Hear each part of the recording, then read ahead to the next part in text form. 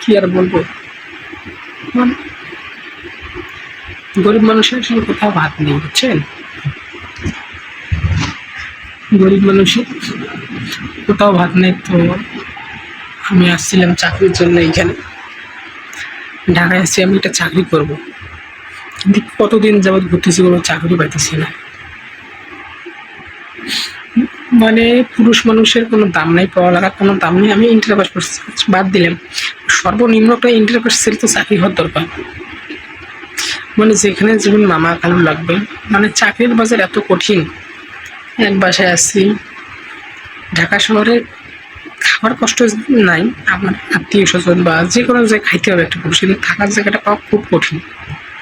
এক রুমে আংটি থাকে, আংটি থাকে, এখানে আসলে ম্যানেজ করানোটা খুব কঠিন। ভাই আপনাদের দোয়া লাগে, আপনি কেউ ঢাকায় আসবেন না। গ্রামে আমার মনে হয় আপনি ওই কামলা দিয়ে খান, কামলা না পান, দোকানে 2,000 টাকা মাছ থাকেন তাও লাভ আছে, কিন্তু ঢাকা শহরে জীবনে আপনারা ভুল করেও আসবেন না।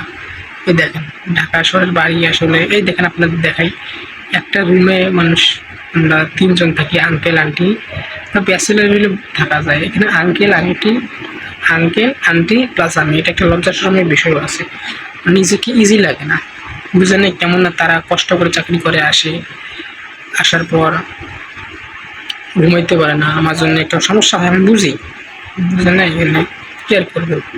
এই দেখেন আপনার দেখাই, পিছনে আমি ব্যাক ক্যামেরা দিয়ে দেখাই যে এখানে একটা রুম, এই দেখেন একটা রুম, এইখানে কি আর 3 জন থাকা যায়?